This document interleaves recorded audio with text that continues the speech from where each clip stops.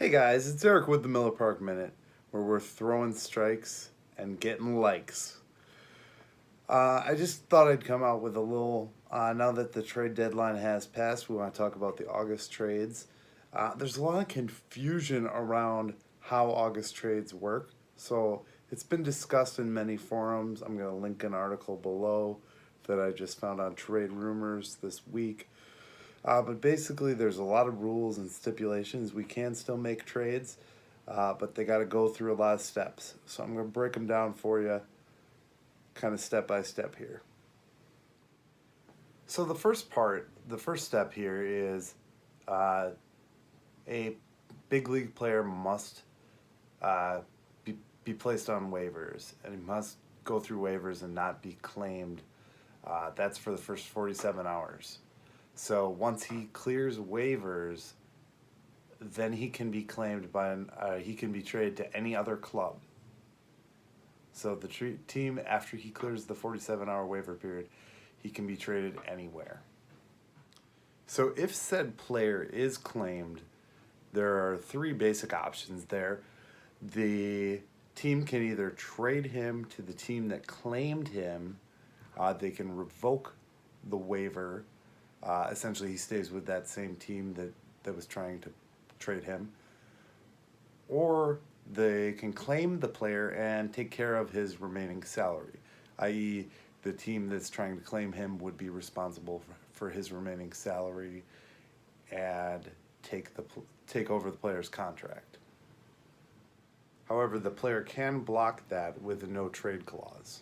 So that's to be known. If they do claim him, he can still be blocked by his very own no trade clause. So that's in bonus and in favor of the player himself.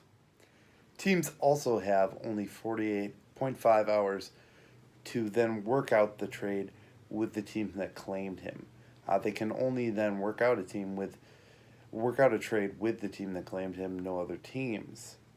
So that player either has to be traded to that team or the waiver claim is revoked. Now, it is possible that a team does not necessarily want to trade a guy once they put him on revocable waivers. They oftentimes do this as like a smoke screen to kind of hide who they're really trying to trade. In times in the past, an entire roster has been put on waivers. Really just smoke screening out who they actually want to trade and who's actually available on the team. Teams like to use that as kind of a tactic of trickery to protect their players. So that's another reason or another thing that you can do with the revocable waivers. So it may be a major player and they may not want to trade him at all. So what happens if more than one team claims a player? Well, this is very common practice, and it is determined by who has the worst record. So if it's an NL team placing the player on waivers, it would go the NL's worst team to the NL's best team to having dibs on that said player. The same with the AL. So the AL's worst team to the AL's best team. That's how the priority works if multiple claims are placed for the same player. So what happens if a player is revoked from waivers? He cannot be revoked again in August. So players that are put on waivers and then revoked can't be revoked a second time. Then they're non-revocable waivers. To add to that, though, if you're not on the 40-man roster, you can be traded at any time. So a player not on the 40-man Major League roster can be traded at any time with no waivers, no claims.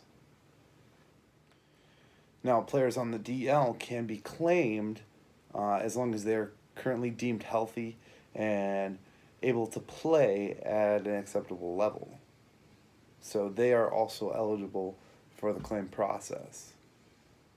Teams can still trade players in after August, but those players acquired after August are not eligible to play in postseason play.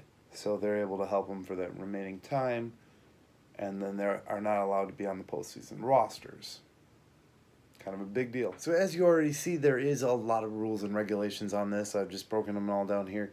If you want to go back and rewatch this video, go ahead. There's a lot to it. I'm going to link up the article below that I used to reference for this video. There's a lot of information here. It's not something I remember off the top of my head. I had to go through it several times just to understand it all myself. So if you guys got any questions about it, read the article down below. Shoot me a message. Like and subscribe to this video. As I said, it's the Miller Park Minute. We're getting likes. We're throwing strikes and getting likes. It's going to take me a while to get used to that catchphrase. Like, subscribe, check out the Patreon, the Instagram. You guys have a great day, and thank you as always for watching. Go Brewers, and fuck the Cubs.